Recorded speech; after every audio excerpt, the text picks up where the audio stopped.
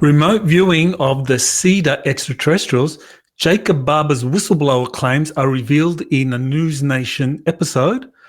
All the JFK assassination files are to be released. Will they show a CIA and UFO connection?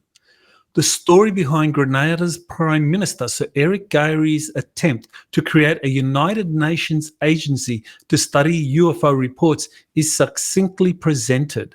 In his second inauguration speech, President Donald Trump cites manifest destiny in the US planting a flag on Mars with Elon Musk applauding in the audience.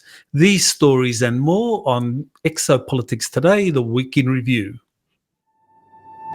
You're listening to Exopolitics Today with Dr. Michael Salla, your source for the uncensored truth regarding the human, extraterrestrial, global, and political agenda. Click the like button and subscribe to this channel.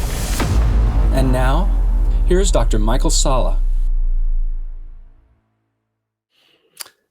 Welcome to the January 25 edition of Exopolitics Today, the Week in Review. We definitely have had some major developments this week, maybe not as many as we would have liked, with the Trump administration initially promising to release a report on drones, but that has yet to happen. But nevertheless, there's been some other very interesting developments this week, and so let's dive in. So I want to start off with this remote viewing that John Vivanco did of Cedar extraterrestrials and how they were involved in the reseeding of civilizations that would collapse every 12,000 years or so. That was a story, an interview I did with John Vivanco. And there's some commentary by Elena Danaan that I think is actually worth taking a look at, because what we have is a remote viewer looking at ancient history and different extraterrestrial cedar groups and the appearance of these mysterious little kind of purse bags that could be construed to be seeds used for a seeding experiment. Now, one of the points that Elena Danaan makes is that there actually have been a group of Cedar extraterrestrials, as she describes them, that are part of an intergalactic confederation, and these have been doing this seeding work for many millions of years throughout our galaxy and, of course, on Earth. She also pointed out that the Anunnaki are a separate seeding experiment, that they are not part of this intergalactic confederation. And she talked about the Anunnaki, or the Anak expedition to Earth, or Chi, that happened 372,000 years ago. And Elena has said that she actually was directly involved in these experiments, that she was part of that initial Anunnaki expedition to the Earth. But anyway, she pointed out that the bags that the Anunnaki carried weren't really meant for seeding, as we might consider it. They were more like tricorders, communicators, and instruments, technological instruments used by the Anunnaki. And another big difference was that the Anunnaki had different factions, and that they would fight against themselves, whereas the Cedars, especially these 24 civilizations that were part of the Intergalactic Confederation, they did not fight against one another. There was, I guess there would have been some rivalry or competition, but this did not result in fighting. Okay, so it's quite a lengthy explanation or commentary, but I think it really does bring out some very valid points about what we know from contactee information concerning ancient cedars visiting the Earth, and what a remote viewer or a remote viewing team has found by looking at these seeding experiments going back tens of thousands, hundreds of thousands of years. So definitely you could take a look at that one. That's on my Twitter feed. Okay, so here is something that is very relevant to this new whistleblower who came forward, and he did a session on the News Nation. He was interviewed by Ross Coulthart, and he talks in there. Okay, so yeah, so you can see the video of some object being tethered to a rope. Okay, so this tether or this rope is coming from the bottom of a helicopter, and it is picking up a egg-shaped UFO, about 30 feet in diameter. And even though this is not the same flying saucer or the same egg-shaped craft Jake Barber was involved in retrieving, it was an example. It's a leaked video of possibly another one being retrieved. So what this interview did was that it focused on this US Air Force pilot, Jake Barber, who flew a helicopter to crash retrieval sites around the world, and he would bring those craft to wherever it was, wherever they were required to go.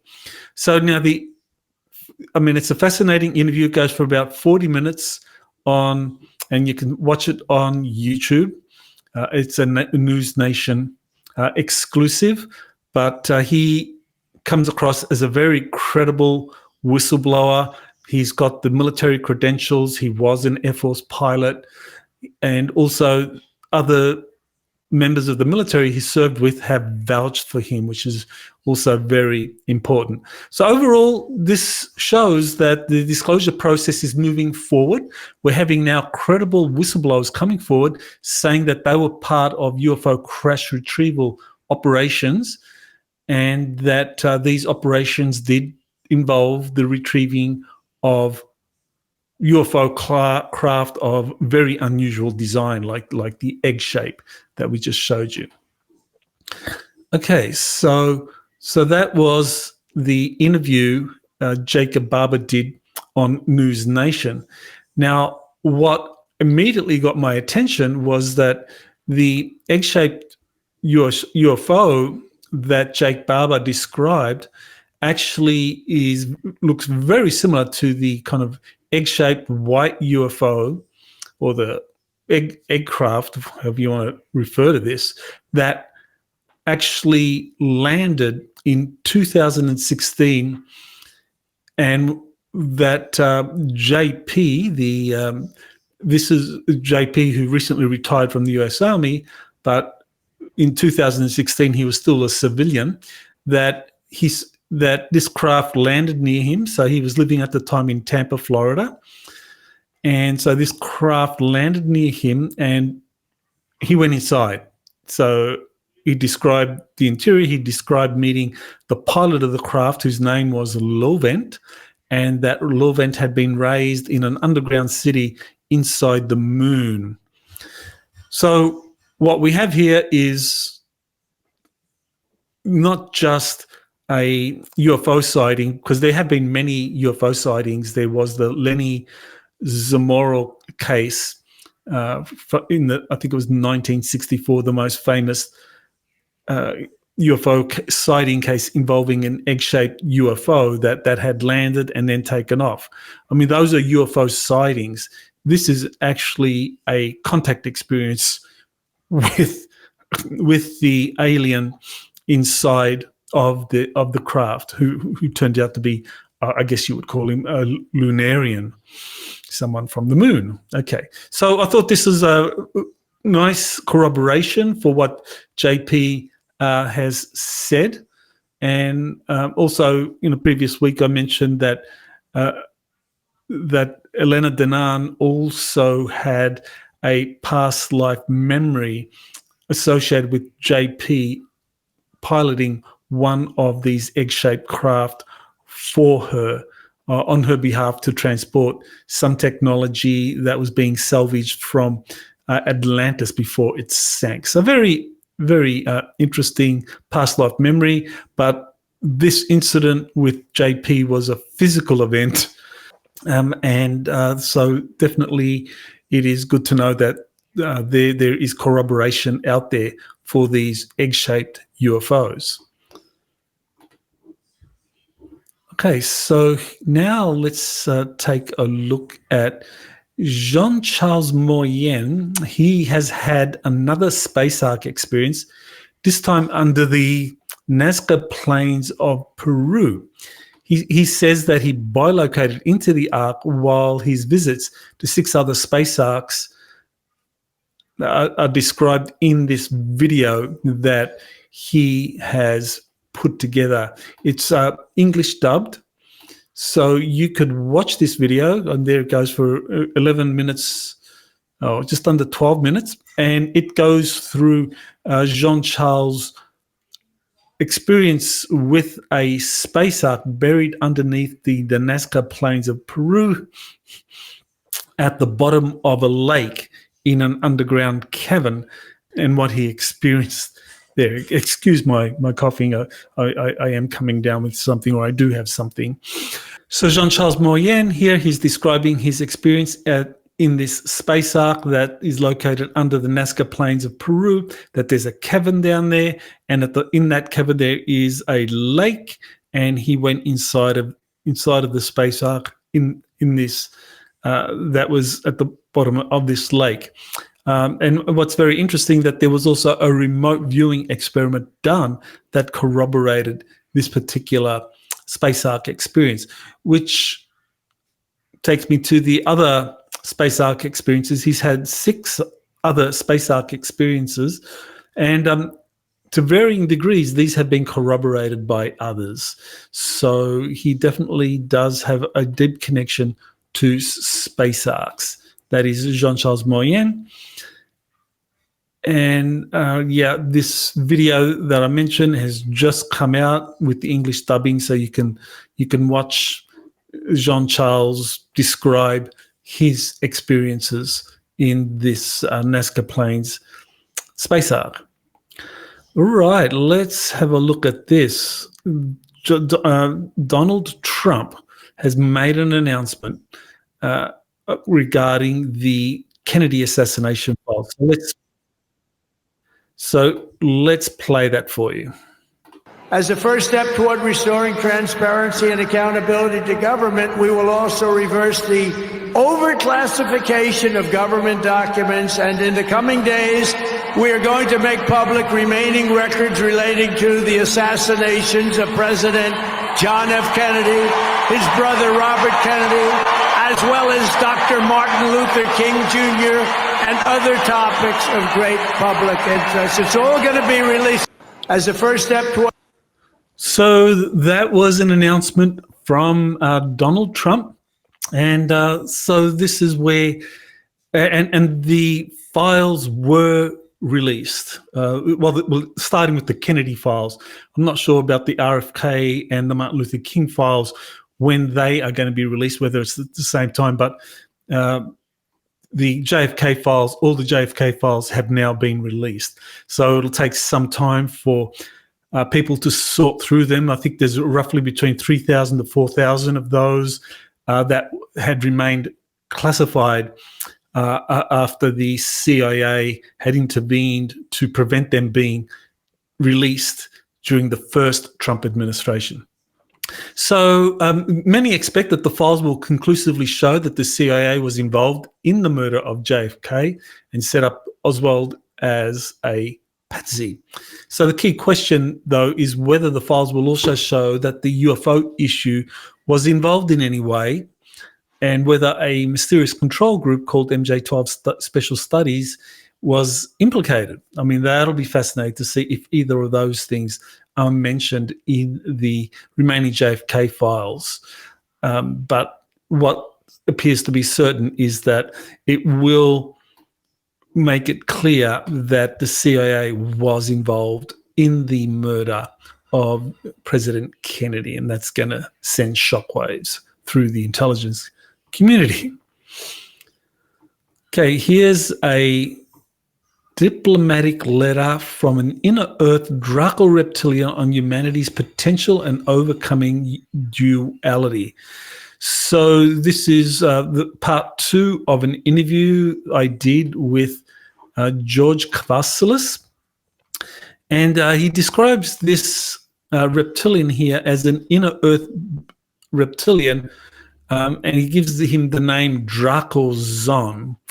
Now, Draco Zon is a very, very interesting being. Now, apparently, he gave George Kavassilas a diplomatic letter 20 years ago, and George said that he never released the letter publicly, that this was something that he felt the right time was required to release this letter, because its contents are very controversial, because they give the perspective of a range of topics, especially when it comes to God and various archetypal entities associated with Christianity and other religions, that it gives a very different perspective on all of that. And that'll be shocking to some people. And I think the key takeaway from the Draco Zon message is that these reptilians, they in a way do mirror the way in which humanity treats lesser species around it. So that's very interesting, that humanity is a food source for these inner earth reptilians. Now, exactly how that plays out is not clear. I mean, they clearly don't have, maybe they do. I mean, we have big farms with cows and pigs and so forth. In the inner earth, do they have areas where humans are bred and stored? I don't know about that, but definitely this Draco Zon has very significant information that is well worth considering when it comes to humanity's potential as a species, and also overcoming duality, that we do think in dualistic terms, good and bad, positive, negative, that this kind of dualistic thinking kind of overlooks the way in which we are directly involved in manifesting the negative things in our own lives or collectively. So that's quite the interview. He's been holding on to this for 20 years and decided to release it in this interview with me, saying that this was the right time. So that is definitely well worth taking a look at. Okay, here is a story concerning Grenada's Prime Minister, Sir Eric Gairy, who in 1978 attempted to create a United Nations agency to study UFO reports. Very few people know about this. Now, he at the time was able to get the United Nations General Assembly to support his proposal, even though there was strong opposition by the US and the United Kingdom diplomats. And they succeeded in watering down Gairy's bold policy proposal from a resolution to an administrative decision. So a resolution, that's a policy that is adopted by the United Nations General Assembly on any particular issue, such as let's just assume like making a resolution concerning the contested territory between two nations, whereas an administrative decision is something that pertains more to the functioning of the United Nations, such as what level of pay should senior bureaucrats get. So the United Kingdom and the US diplomats realized that Eric Gairy's proposal had support in the United Nations. And so they thought that they would bury it bureaucratically by having it adopted as a decision rather than a resolution. Now, the following year, Eric Gairy was ready to follow up with a more powerful UFO disclosure initiative, this time discussing extraterrestrial life, but he was deposed in a coup secretly orchestrated by the US and the UK's intelligence services. So the kind of final, now this is where I think there's this article that I think is an excellent summary of the Prime Minister of Grenada's push for UFO disclosure at the UN in the 1970s, towards the end there. So that's him, Eric Gairy. And this article on ancient origins, this is definitely by Anand Balaji, it's very succinct.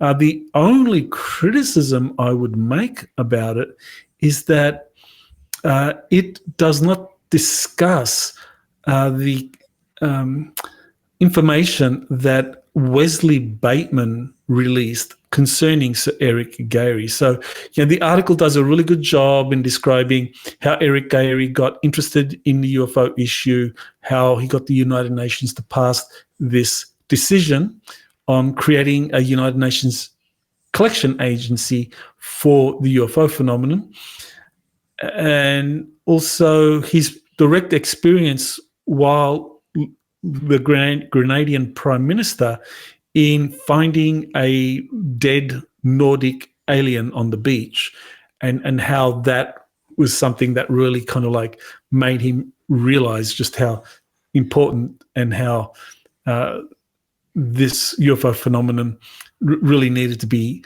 kind of like taken out of the world of covert operations and presented into the public arena as something very genuine and very real. So Eric Gairy meeting President Carter.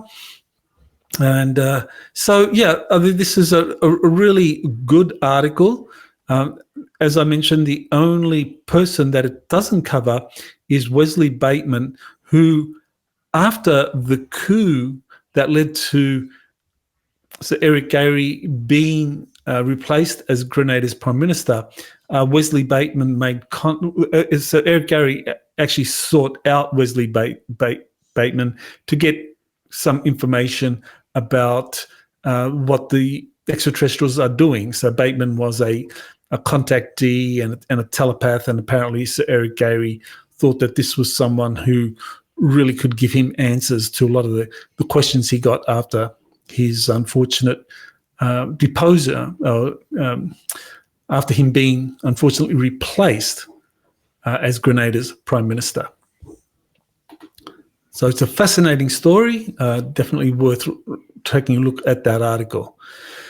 Now, in his second inauguration speech, President Donald Trump cites Manifest Destiny in the US planting a flag on Mars, with Elon Musk applauding in the audience.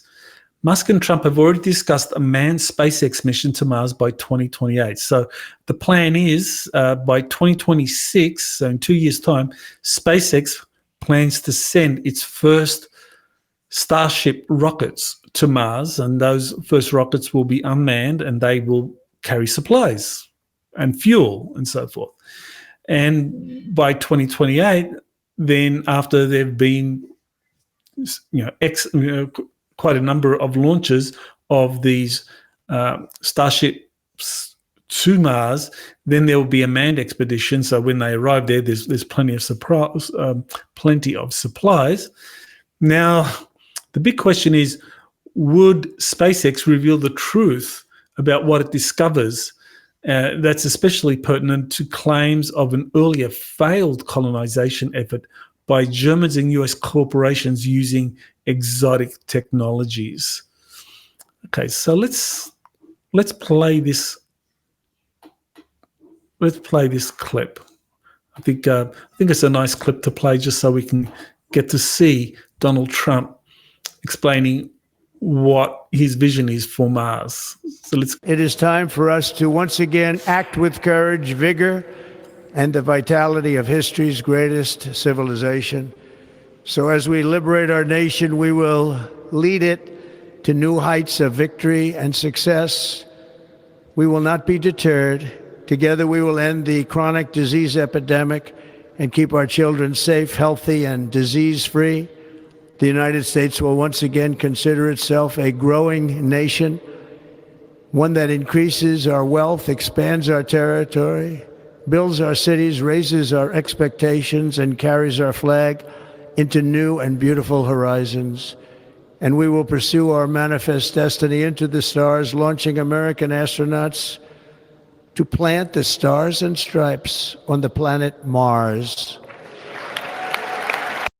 Okay, so there you have it. Donald Trump saying that establishing a Mars presence for American astronauts and colonies is something that is very much on his agenda during his inauguration speech. So that's, I think, quite significant, because the inauguration speech does spell out the priorities for an incoming president over the next 4 years. Finland has become the 53rd nation to sign the Artemis Accords. 19 nations signed in 2024, and 2025 is likely to lead to many more nations signing up in the hope that they can participate in upcoming Moon and Mars colony missions. Now, I think, what is the motivation for a lot of these countries signing on? I mean, Finland obviously is a small country without a major space program, but still they figure if they sign on, then they may get some of the benefits of joint scientific exploration and collaboration on missions to the Moon and Mars. So this is something that incentivizes countries to join the Artemis Accords and participate in whatever way makes sense for them, given the different sizes of the programs, of their space programs. Obviously, countries like Britain, Australia, Japan, they have pretty significant space programs, whereas a country like Finland doesn't. Okay, so let's look at this story here. Now, Joe Rogan made a very interesting comment about retrieved non-human intelligence craft going back to at least the 1947 crash. So it goes for 2 minutes. So let's just listen to this clip where Joe Rogan talks about what he knows about the reverse engineering of these captured UFOs. What do you think is going on with the UAPs? Do you think these motherfuckers have some new shit? Well, that's the Eric Weinstein, like, you don't need to worry about the rockets, you need to crack physics. Yeah. I think Weinstein has a very unusual theory involving that one university that has a completely overqualified physics department. It's also connected to a stockbroker, or not a stockbroker, a financial thing. What are those things called? You know what I'm talking about, Jamie? A keyword or something. God damn it. The point is, Think tank? no, it's like some financial investment group that does better numbers. They do like Bernie Madoff numbers, like nutty numbers. Mm-hmm. What's that? Venture capital. Thank you. That's it. So this company is connected to this university. This company makes extraordinary amounts of money. This university has an insane physics department, and like they're not publishing anything. And Eric's like, what are you guys doing? Real weird. What the fuck are you doing? So he thinks that these motherfuckers branched off. He thinks that the government probably got a bunch of like super top secret squirrel type dudes. They're working on some high level shit, and they branched off decades ago. And that they've been working on this for a long time. Of course, the military often swoops in and wants that talent, wants that technology, wants those ideas, right? They're probably connected, all intertwined with the military, because who's going to build these things, right? You need the Defense Department. Mm-hmm. You need defense contractors, rather. You need like Raytheon. You need someone like that who knows how to make spaceships, like make this fucking thing, and they probably back engineered it all. They probably found some crash things that are probably left here on purpose, and like, figure it out, monkeys. And then in 1947, these dudes are fucking fumbling around, and all of a sudden they figure out fiber optics. All of a sudden they figure out transistors. All of a sudden, like, there's a bunch of weird shit that just kind of emerges. All right, so there's Joe Rogan talking about the recovery of craft going all the way back to 1947, and his opinion is that they back-engineered it all. And he gave the example of this university that has a lot of top individuals or professors or researchers involved, but they don't publish very much, and that suggests that they are working for on government classified programs. I mean, there's an organization called the Jason Group that involves different scientists from elite universities coming together to work on core problems. So this university Joe Rogan's referring to may be involved with the Jason Group. So I think Rogan is totally correct about the reverse engineering of captured NHI craft or non-human intelligence craft. Now, there's another aspect here which I think is very important, and that is it's crucial to point out that the national security establishment classified entire branches of mathematics and physics to prevent others from doing the same. And what that means is that if you're going to reverse engineer some of these technologies, you need a new branch of mathematics, a new branch of physics, to be able to develop equations that would allow you to reverse engineer these technologies. So if you wanted to classify those technologies and not have anyone else, we're talking other countries, kind of follow the lead, then you would classify entire branches of mathematics and physics. So we've heard, for example, that Maxwell's equations from the 19th century, that some of those equations were withheld, apparently because they give the relationship between magnetism, electricity, and gravity. And that is something that the national security establishment does not want publicized. So, yeah, definitely back engineering, recovered NHI craft has been going on since the Roswell crash, and we could even go back to the 1933 crash in Modena, Italy. But this classification of entire branches of mathematics and physics, I mean, that gives you a clue as to how it is that the US has maintained its dominance or its lead when it comes to the reverse engineering of these kinds of craft. Okay, so there's a documentary. This is a documentary that's coming up, and here's a trailer that was released. It goes for about 3 minutes, so I won't play the whole thing for you. Let me just show you. Okay, the age of disclosure coming soon. So I won't let the audio play because then we might get a copyright strike or something, demonetization for the music in here.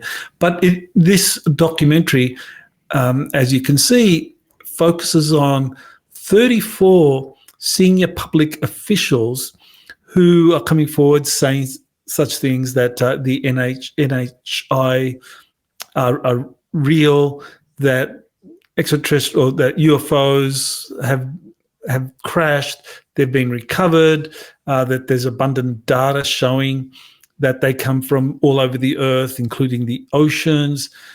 And so the documentary looks very well done, and I'm sure there'll be a lot of people who are very impressed by this documentary.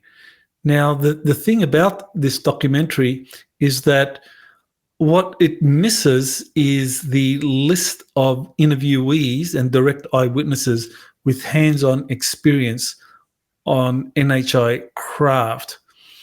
and what I'm talking about are whistleblowers, insiders, and experiencers who have seen the craft, have been on the craft, or interacted with NHI. So, on the one hand, you've got a lot of experts that are getting legacy media attention. They're getting into these documentaries, but have they actually had hands-on experience with the craft? And so this is where we need to talk to whistleblowers, insiders, and experiencers. The experiencers always get left out because their information is literally out of this world.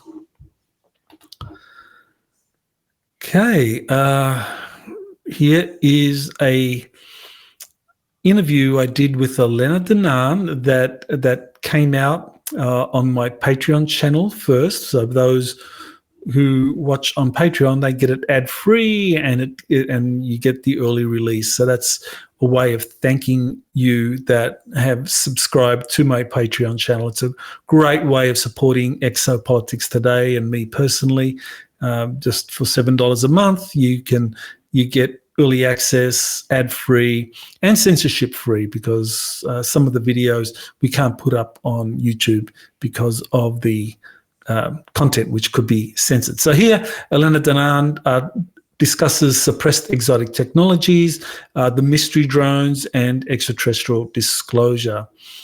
So that is now available on all my platforms, and you can get her take on these phenomena. I think what she had to say about the orbs, or the drones in particular, is very, very relevant. She broke them down in terms of the different organizations that are behind the drone phenomenon. And also she gave an update on Elon Musk and how he is focused on going straight to Mars, and why that is. And she has an explanation based on him being a starseed from Alpha Centauri, and that the Alpha Centaurians actually have a terraforming operation happening on Mars. So that's according to Elena's information that comes from the Galactic Federation of Worlds. That's the real reason that Elon Musk wants to bypass the moon and go straight to Mars. And she also we talk about the discovery of several very large cargo ships containing hundreds of millions of grey human hybrids, and the failed grey hybrid agenda. I think this is a very significant thing to understand, that people like David Jacobs, Bud Hopkins, have for decades now been saying that the grey extraterrestrials were conducting a hybrid experiment.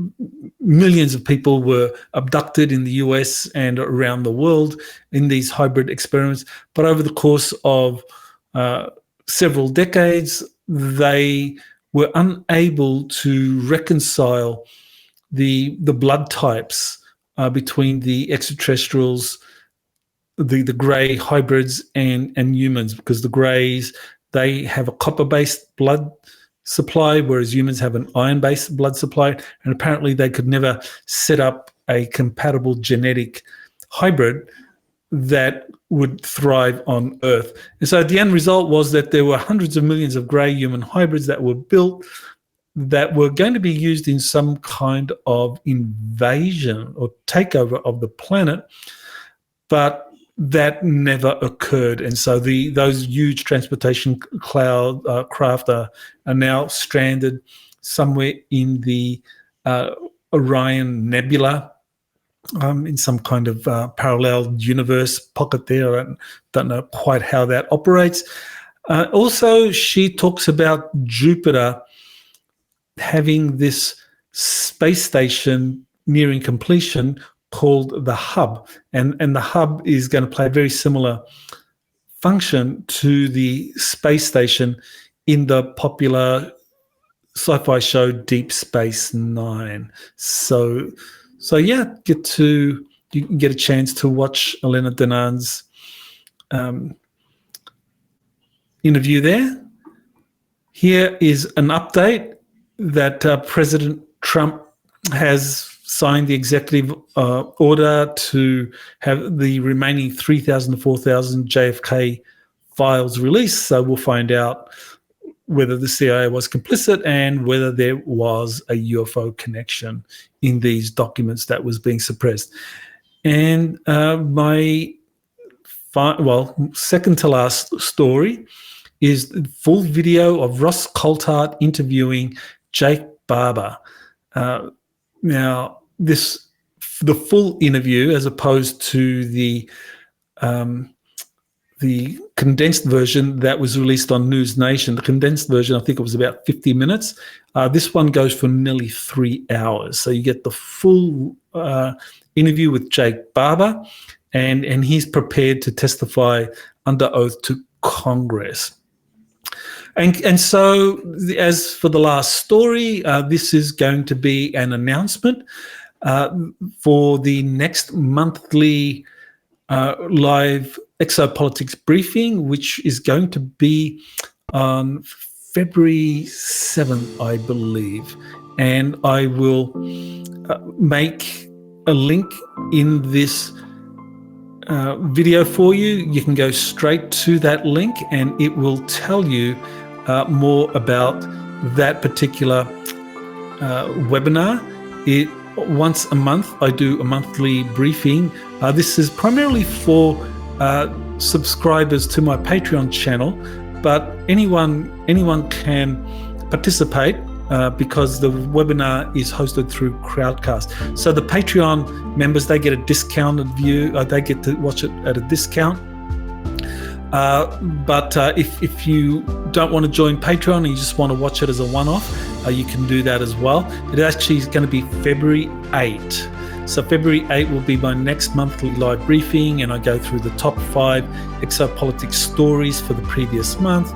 I look at some of the leading geopolitical events, give you an exopolitical perspective on those, look at some of the upcoming interviews that are going to be released on Exopolitics today.